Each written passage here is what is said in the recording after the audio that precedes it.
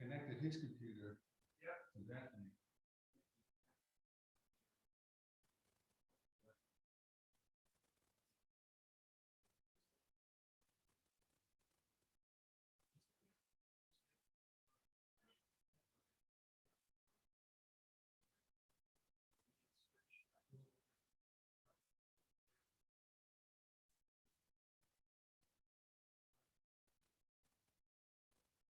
These computers, you know.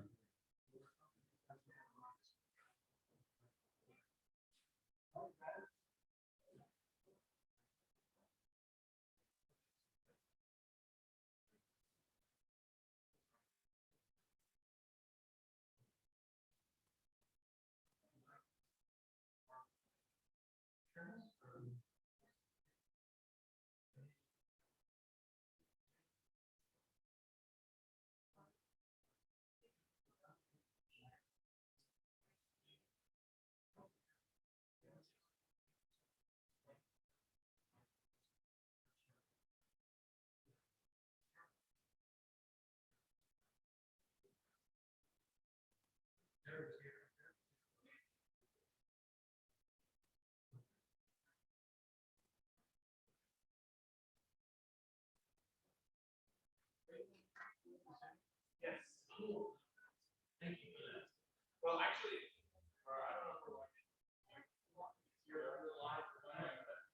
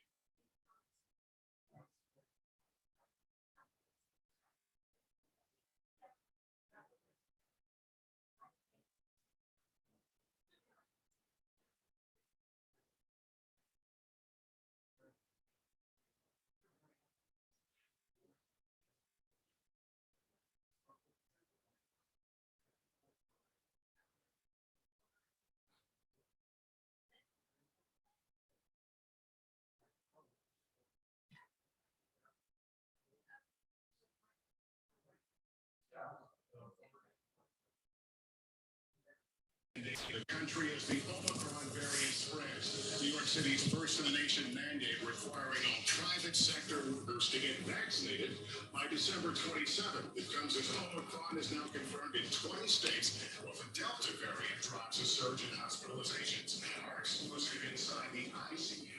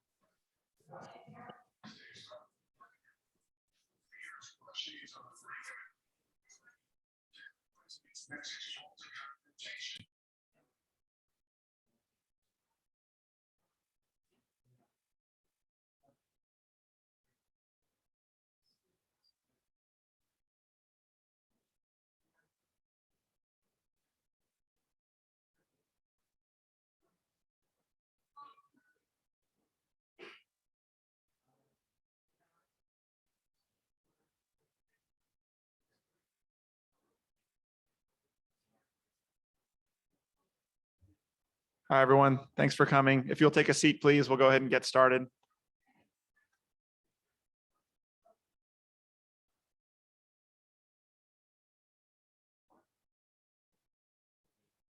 Hey, Byron.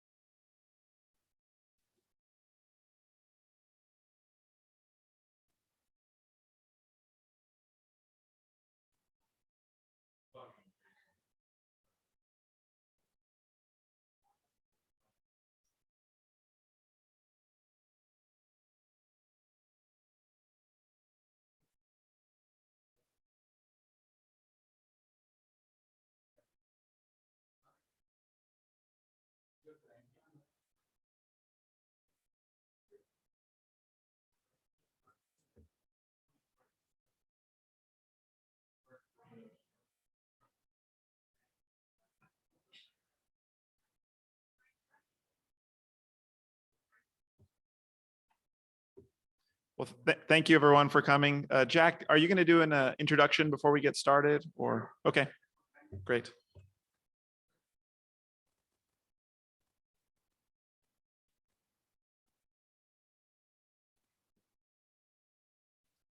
Well, good evening, everyone. Welcome. My name is Jack Joyce. I am Alderman Place 4 here in good old Castle Hills.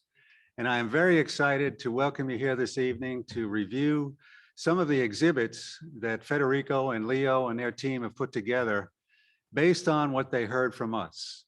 As you recall, we've had a couple of workshops already where you've come and said, well, this is what we would really like to see Castle Hills be. This is what we'd like to see fixed. And here's our priorities. And so the guys have taken all of that and come up with these exhibits and present that to us this evening for our comment. So thank you so much for coming. It's great to see you all. And if I may, I'll just turn it over to Federico. Thanks, Jack. It's great to see some of you again who've been at some of the earlier sessions. It's great to see some people here for the first time. This is a really exciting time to get together, because we're going to take a look at drafts of some of the exhibits that are intended to be incorporated into the Castle Hills Comprehensive Plan.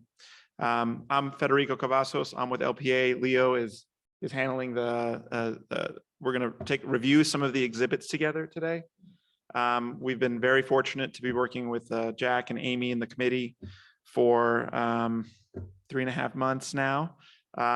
So just a bit about the process and how we're working.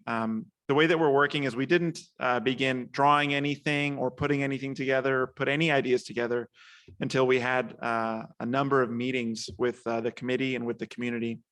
So we held 2 sessions about 6 to 8 weeks ago, where we had both in person and virtual, and many of you were here in person at one of the 2 sessions.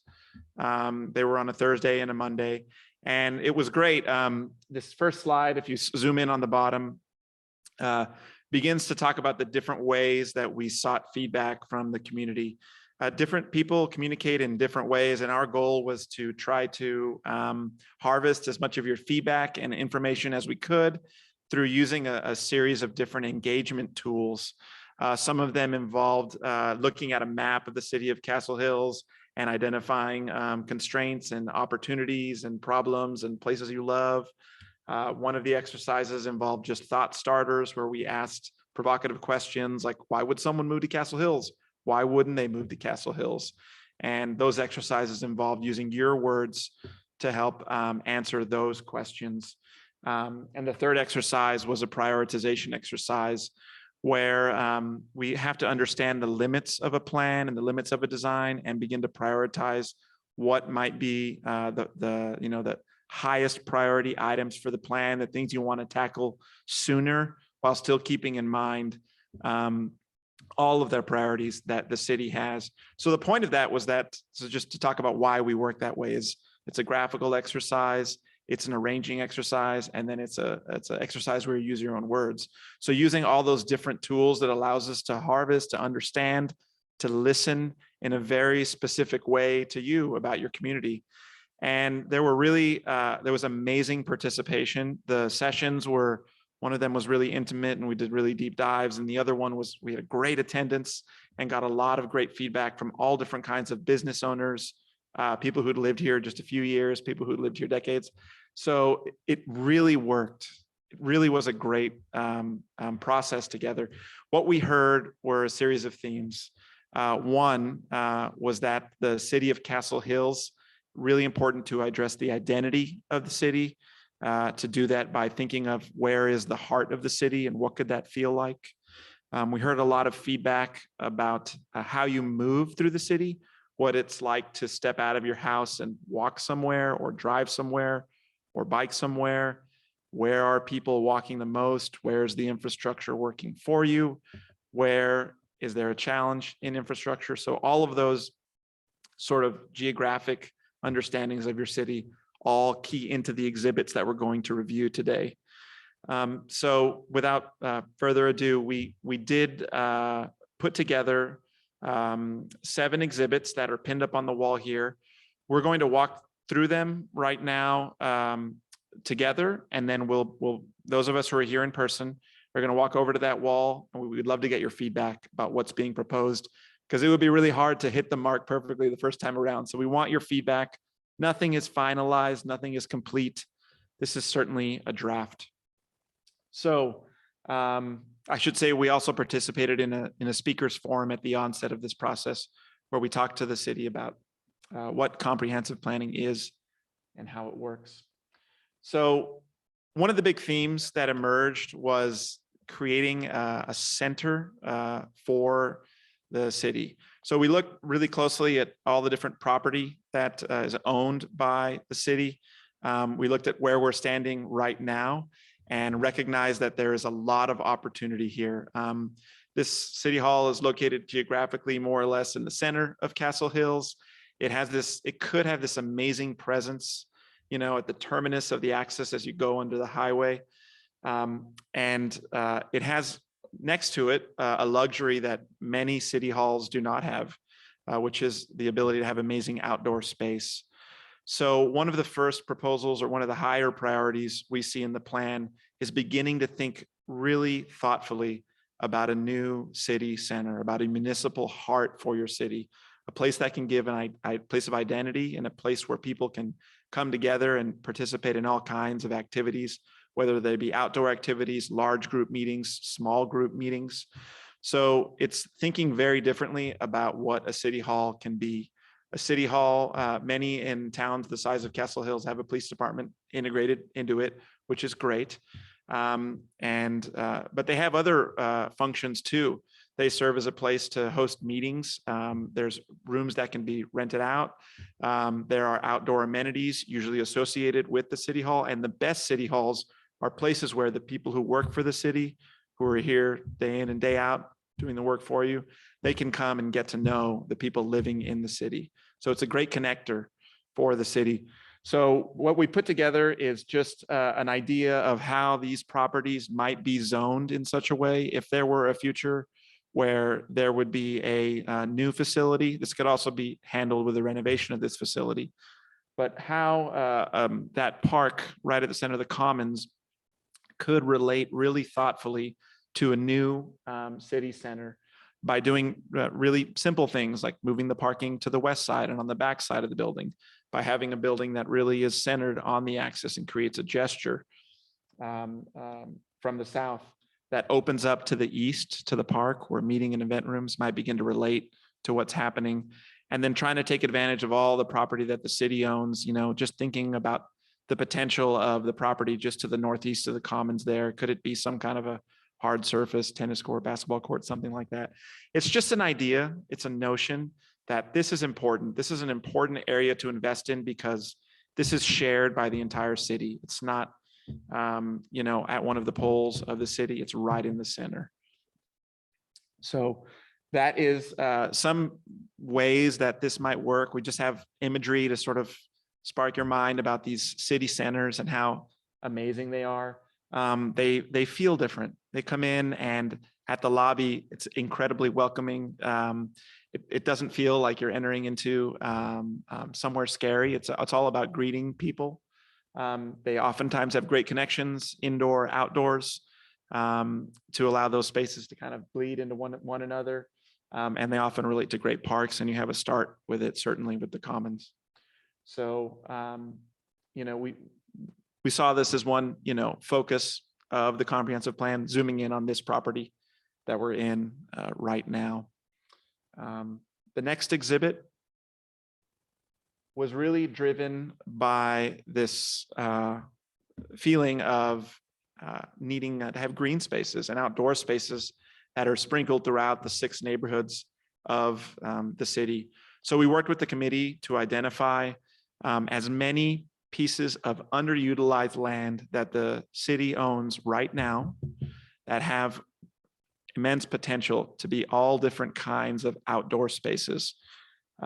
We've called out 5 of these for the purposes of this exhibit that are on both the north side and the south side of 410, and began to look at their shape, their geometry, about how they're accessed, about what they're next to, but what could be appropriate for these sort of underutilized pieces of the city.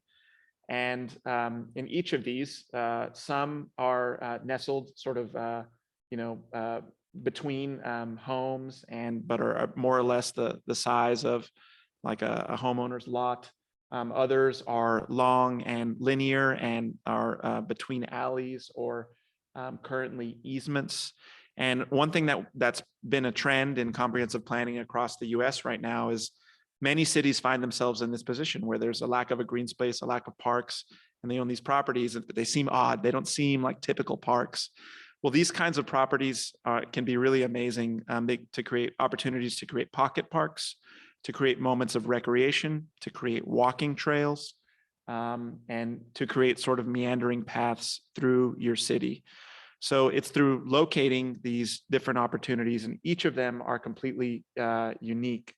Some of them are at the end of a cul-de-sac where there's not a place for kids to gather. That could be an opportunity for a great playground, for example, to sort of provide an amenity for the homes just around it.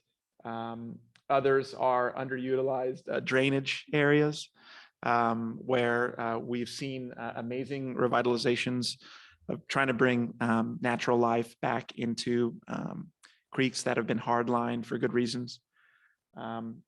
Other sort of ways that we see long and linear shapes, if you go back up to the linear, kind of these connectors do a great job of providing alternate walking routes for people who live in the city, particularly on streets. Many streets have they're sort of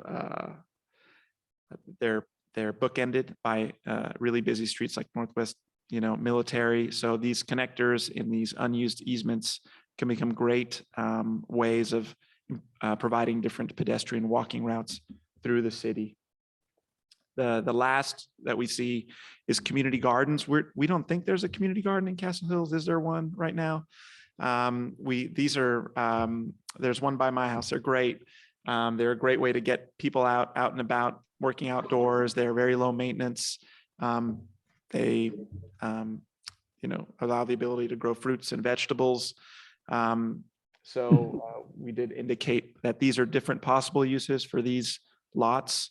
And we sort of thought that some of them lent themselves a bit more friendly to each different size lot. So they're located sort of next to that, but we can mix and match them when we go over and look at each of these intersections together.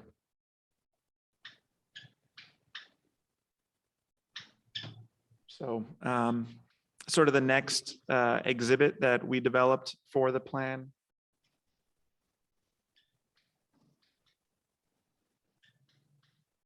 We heard a lot about honeysuckle and about how many people cross it, how the cross-country teams from schools use, they're often running along honeysuckle. And the challenge there is the car, mixing car and people, the freeway.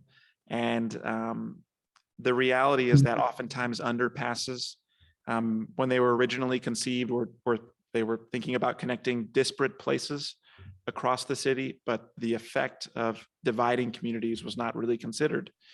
So this is a major issue, as you all are aware of, with the city, or a major opportunity, we should say, to make something great. So that is an area that we think would be really important to take a look at and begin to revitalize.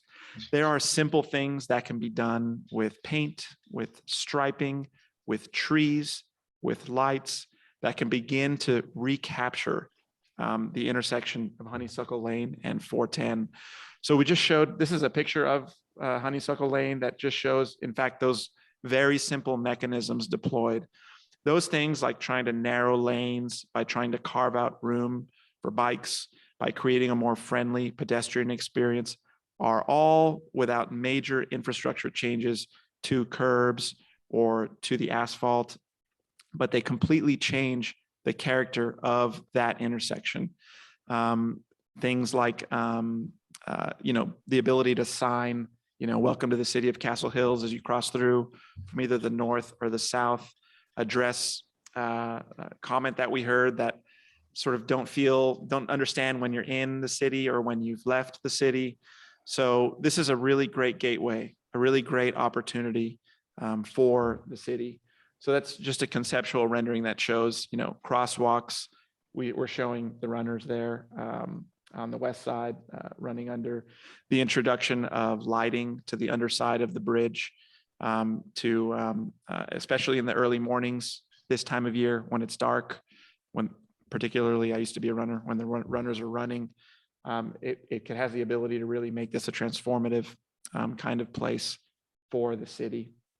So that's the idea, is to make a connection out of it and to make a place out of it and to make it about multimodal transportation. You can see some of the rules of thumb that we would recommend in that sort of section elevation drawing on the upper left-hand side that talks about, appropriate widths for vehicles and for cars and for people. And we believe that there is sufficient width in that intersection to make it pleasant for everyone who needs to share this road. There's an image of another city that's done something similar on the lower right-hand side there, sort of painted the concrete beams that support that bridge. I've begun to introduce new planting, which is thriving. Even the idea of great street lighting to create a different environment and atmosphere. This is also an opportunity for local artists to begin to create heavily trafficked pieces of art that many in Castle Hills would see.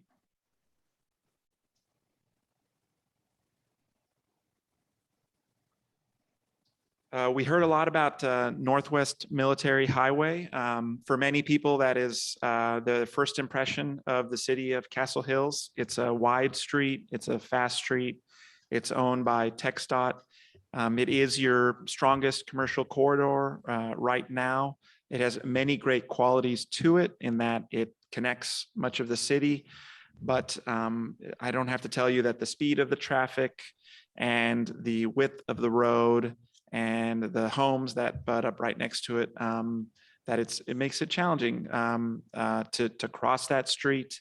There is a movement in many cities to go on what are called road diets, and road diets are generally the subtle narrowing of lanes to control or encourage a more constant, slower speed of cars. The slower speed of cars is the first thing you need to do to recapture a street and make it a multimodal street where people feel comfortable walking across it, walking alongside it, or biking on it or next to it.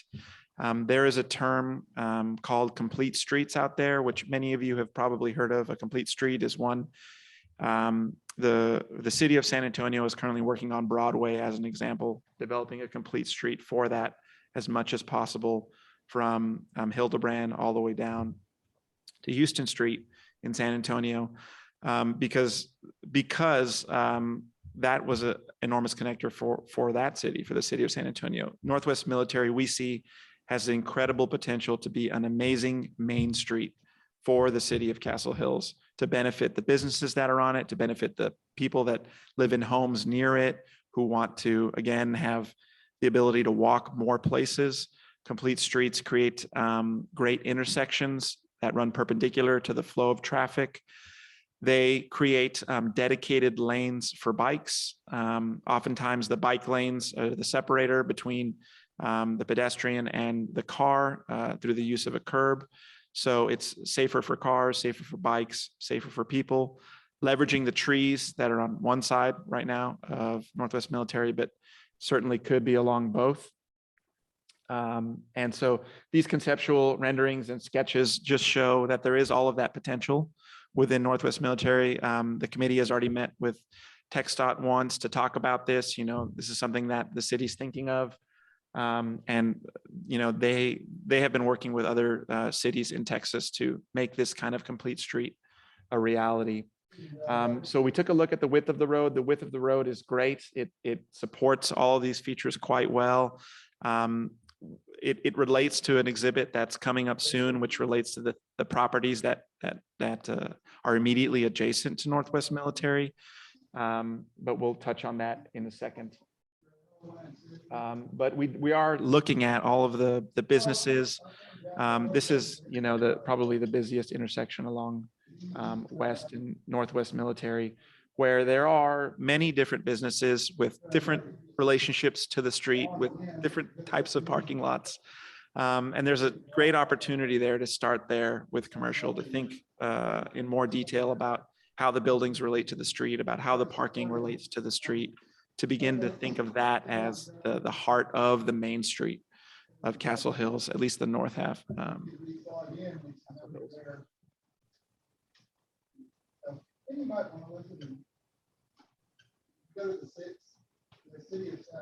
One of the common themes that we heard in all of the exercises really is how beautiful the city is, but how disparate some of the pedestrian infrastructure is within the city.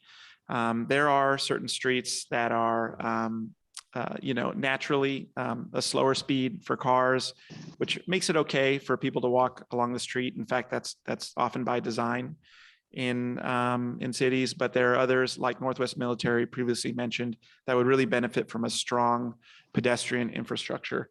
So we wanted to introduce sort of this idea or this way of organizing your streets.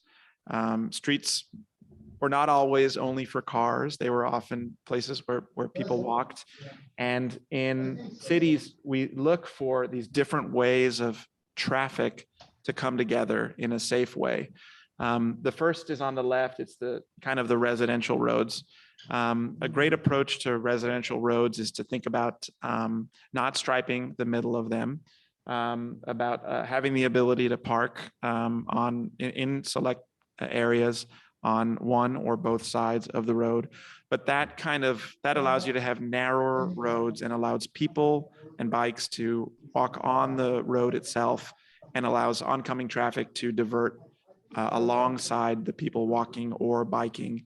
And that's a way of sharing that road without taking too much from people's yards.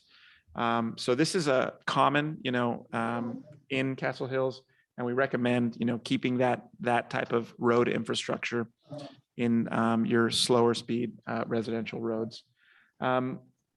The next kind of a road is a visually separated road, which is one that begins to introduce striping into the road, that introduces striping for bikes, and it creates sidewalks that are separated from the roadway itself. So they're up off of the curb. The reason I'm talking about all these is because we have a diagram where we begin to indicate where we think these different kinds of roads would serve the city and connect the city and provide the kind of multimodal infrastructure that we heard was somewhat lacking in the city. And then the final kind of roadway or thoroughfare that we're talking about is one that's completely physically separated. Bikes and people are lifted up off of the road itself. The bike lane is a curb height higher. It's separated oftentimes with a patch of grass or a bit of concrete. And then the sidewalk is separated from the bike lane itself. And these kind of physically separated roads are great where traffic is moving quickly. Oftentimes they're great where there's a lot of commercial infrastructure on one or both sides of the road. And they're great because they allow for those different speeds of movement to happen safely. So those are typically for, large collector roads.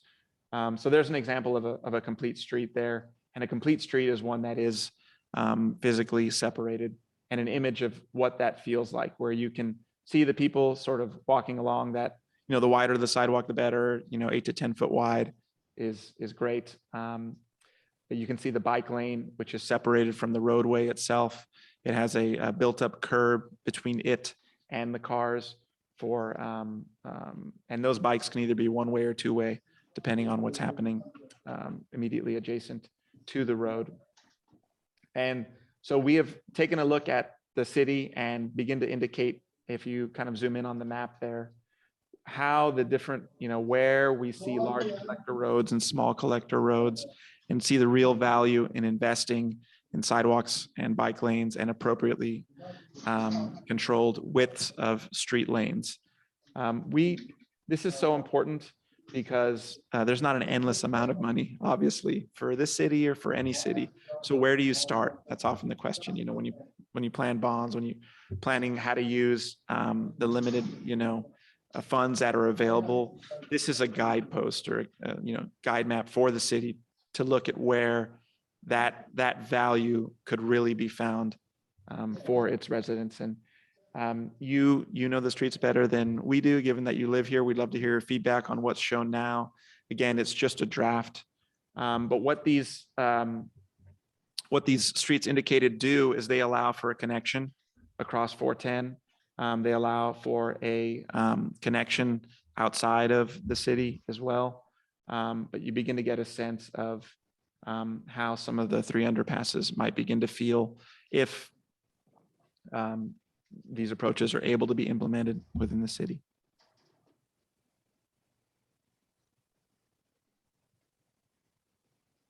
So picking up on the earlier multimodal discussion, bikes, and this, bikes is one way of moving. There's also scooters, we should say, as we were reminded at a meeting. The scooters are a popular way of moving through the city. And what's great about the city of Castle Hills, it has many parks near it, right? Phil Hardberger Park being one example that if able to connect to these parks safely, easily, they could become great amenities for the city without even being in the city itself, without needing to get into your car. Just imagine being able to bike over to Hardberger Park, go for a walk or a bike through, bike ride through the park itself.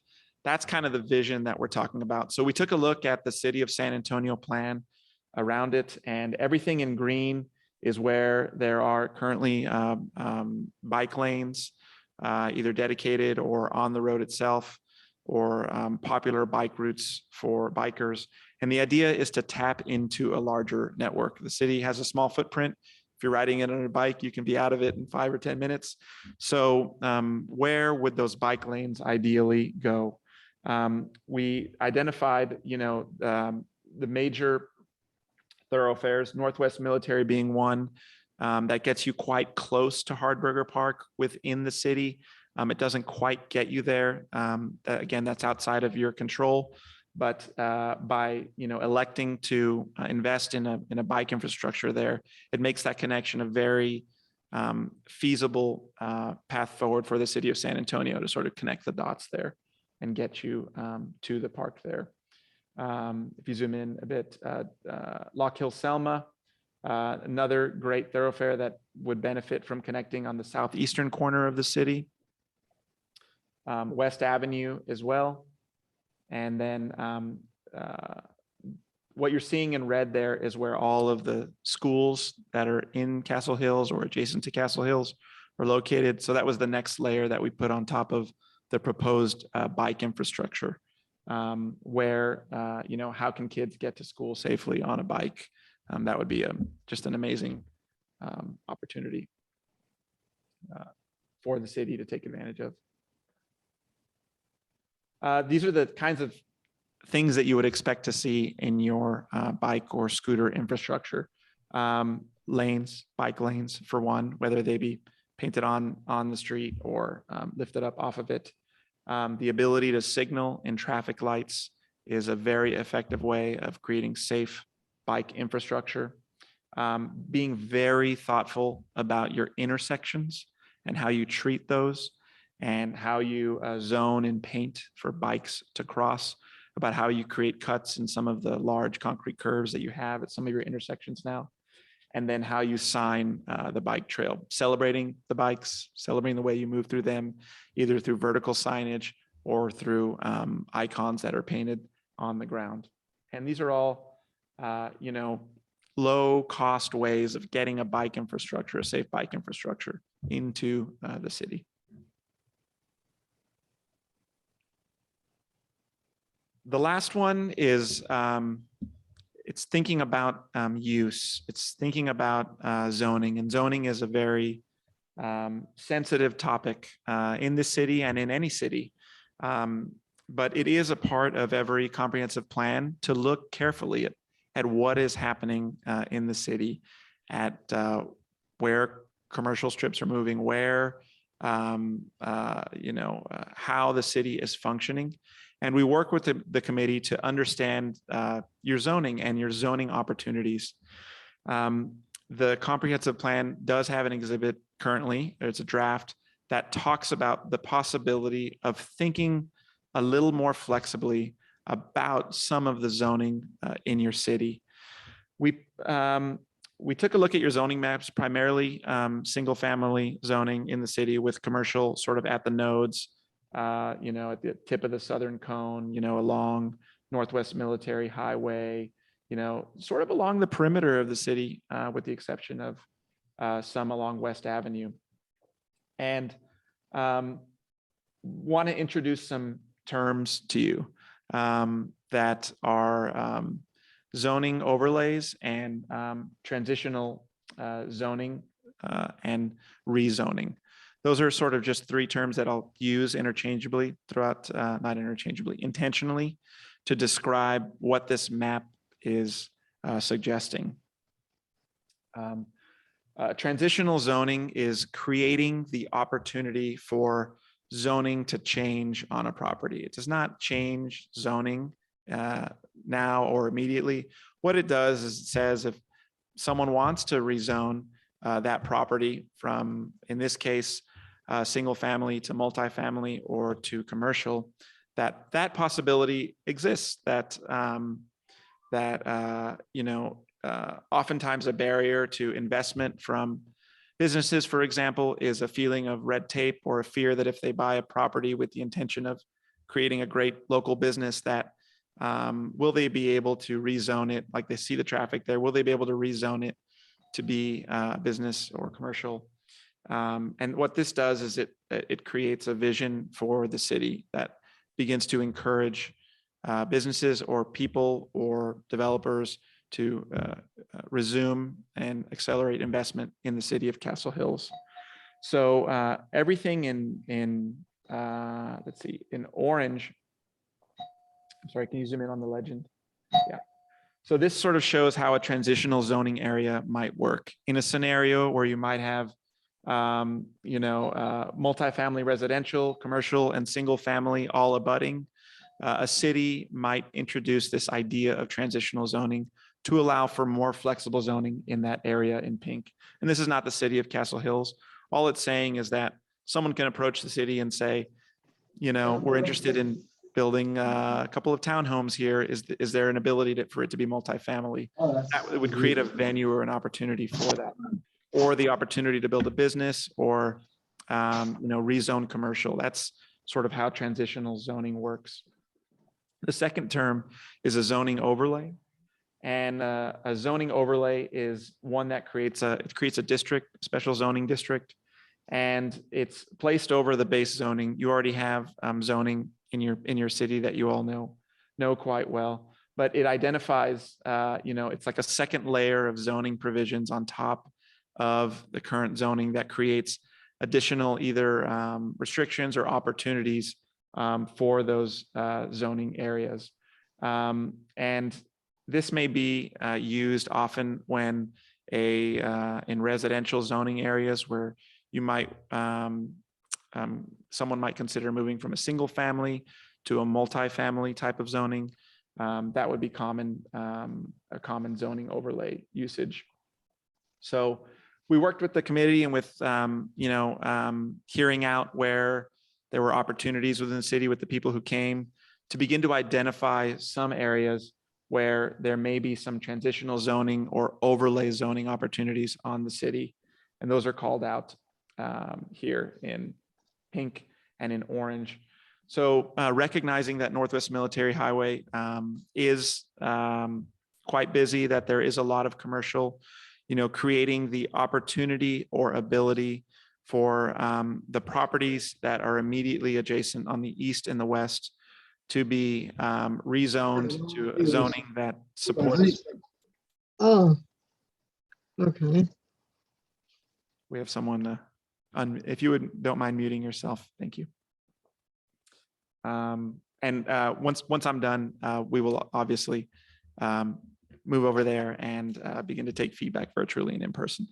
But all along Northwest Military Highway, sort of south of where you have currently commercial, creating the opportunity for that to be either a multifamily or commercial usage is one idea. Similarly, along West Avenue, the east side of West Avenue, the single family homes that are there, this does not say that anyone is being kicked out of their home or anything like that. It just says that along streets like this, you might typically expect uses that are not only single family. So that's another area. Creating a transitional zoning district just south of 410, and excuse me for not having the name of the street off the tip of my tongue, but there are a number of homes that back up to commercial on the north side that do have the ability, or we feel would lend itself to the ability to be multifamily in that part of the city, along with some of the properties that begin to move to the south and southeast there. Also recognizing where great reinvestment in commercial properties might exist. We heard that there was a sort of a disparity between the different kinds of businesses and the quality of commercial spaces within the city.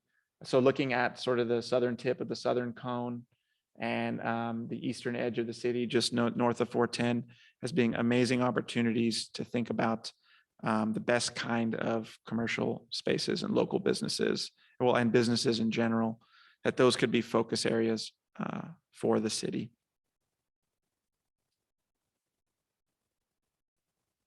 And so that summarizes where we're at now. Again, we are in progress right now. What we'll do is those of us who are here in person, we can move over to the boards over here and begin to take feedback about what's been shown. We'll just go one at a time. And Leo will do the same online for those who are here virtually and in person. We have a tool that allows us to put post-it notes virtually on these boards so that we can continue to get feedback both ways. So with that, I'll step away from the mic. Thanks.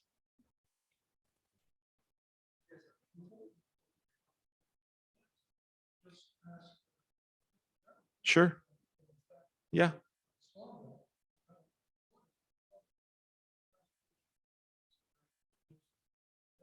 Mm-hmm.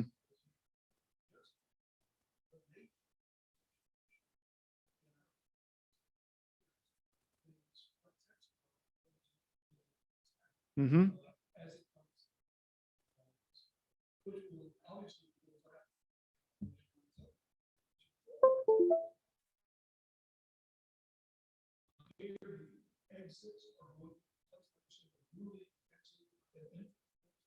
Do we know whether the turnarounds will be maintained as they are now? Yeah. But do we know? Do we have answers to those? I'm not sure how effective it will be. So the question for those of you who couldn't hear was, what do we know from TxDOT right now? What are their plans for 410? Will they be moving exits? What we have seen through, what's been published is an immediate focus on the radius of the exit on the north side of 410, leading into Northwest Military Highway. So that, as I understand it, is a project on the docket, whether it's first, whether it's later. That's something that they would have to answer. We have not heard, and Jack, feel free to interrupt me, of any moving of exits at this point. If anyone else has heard anything else, feel free to let us know. But oftentimes, TxDOT has so many projects that they are looking to cities to help guide them on where to invest and how to invest. And in the context of a comprehensive plan, they have much more guidance about like what the priority different projects should be and how those tie in. So as far as I know, that no exits are planning on being moved.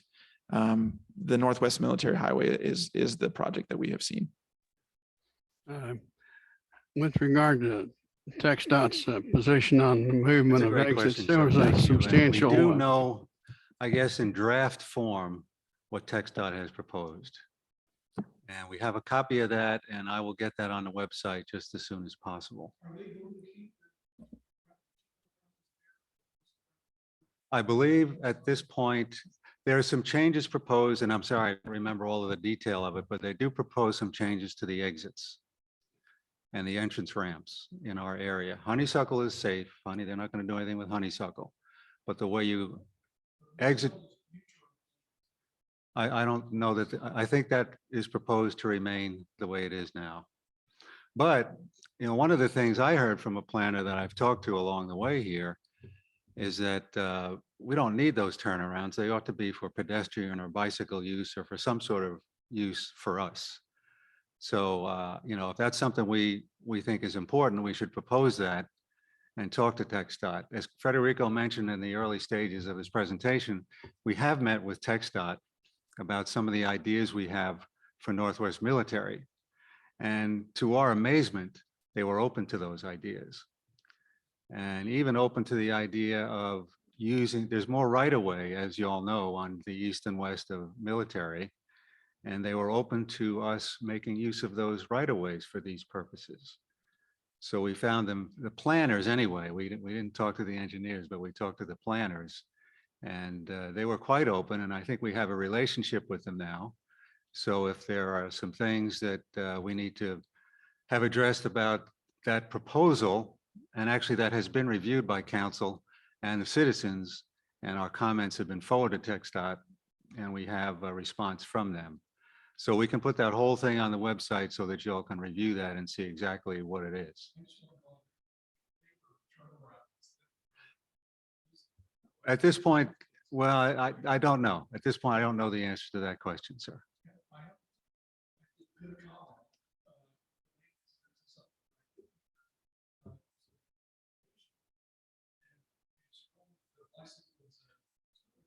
But you didn't describe in the neighborhoods, especially south of the. Yeah.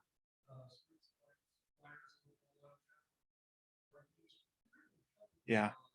Our neighbors, or walking. Yeah. Because of the site, we're forced to walk. Mm-hmm. I as if this is a micro. Whether it was something that would make that tendency to walk safer and fluid, because there are some issues at Sure. the corners of sight lines. And a car coming and turning a right, and yeah. Yeah, there are issues that need to be addressed. It did. It did. What we were thinking about how to create the most impactful spine across the southern half of the cone. If a southern half of the city, if you zoom in, Leo, the initial in the yeah, just right where your hand is. Zoom in. Creating dedicated sidewalks are amazing, and every city, we wish they had built them when they set up their city, because we end up walking on the street, as you know, kids, parents, citizens, all alike. So the thinking was to begin here, to begin with thinking about a north-south and an east-west axis that create dedicated sidewalks on the south side of 410, Leo. That was the thinking. But you're talking on a more granular level of if we were to zoom in even more. Mm-hmm. To deal with how things are used now. Mm-hmm. And to make them a little bit safer. Sidewalks are necessary. Mm-hmm. But something Sure, sure. We can look at that in more detail, certainly. And just to clarify the area that you're talking about specifically, would you guide us? What street did you mention? Was it Squire? Okay. We can, when we move over to the board, we'll put up some. South, but I'm just now understand the same issue applies. Mm-hmm. This neighborhood. Yes, it is.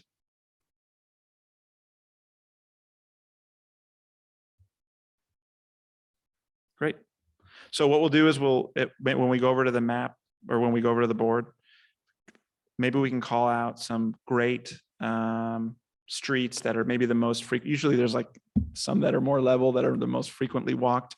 And we could start there as the center of that investment and move outwards. We have nice rich drains. Right. Mm-hmm. Yeah, sometimes in the right of way, certainly.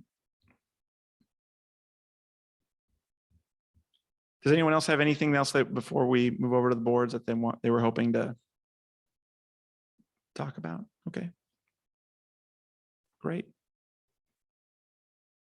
So we'll move that way.